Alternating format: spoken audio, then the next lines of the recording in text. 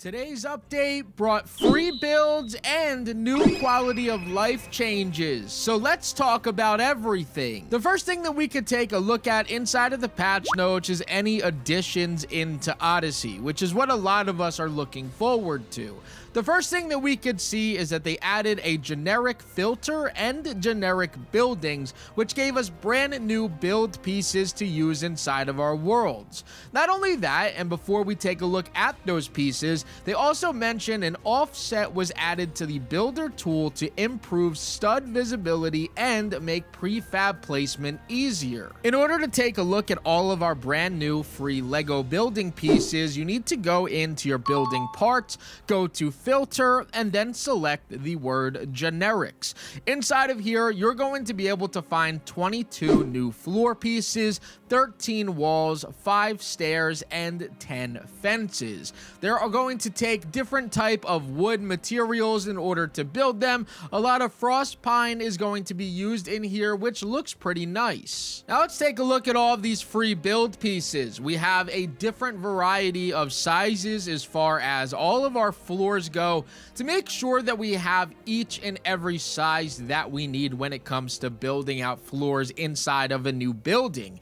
Now, speaking of buildings, we also have all of the brand new walls. That is this brand new tan and white with a brown style door or a wooden style door. It even comes with the double door as well as a bunch of archways. We have an all white fence here with the gate open. We have the corner pieces. We have long and short variations of it in all different sizes as well, so that you're not going to run into problems where you can't fit it as you would like. The staircases go up in a curve fashion, just like what we got when we purchased one of the previous bundles. And outside of that, I think that this looks really nice as far as just a free generic build set that they gave us today. Another secret change that was made that they didn't mention inside of the patch notes has to do with our bus stations. When you go into a bus station, you're going to fast travel to a different area of the map.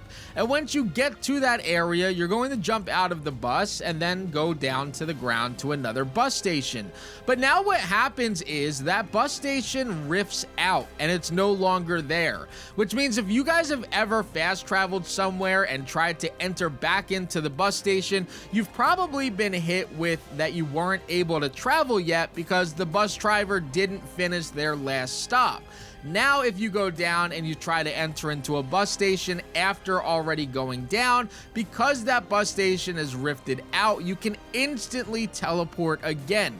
There's no more waiting for the previous route to stop. You could just instantly fast travel every time that you want. Now, because this was a quality of life update, that means that bug fixes came through, and I think that these are really solid. The first order of business was that they fixed the issue where the build menu was resetting while trying to build or decorate. This was a big problem, especially when it came to trying to build the brand new Daft Punk set, where anytime that you would put down a piece, it would reset the entire menu and you'd have to go and try to find the area in which you were building before.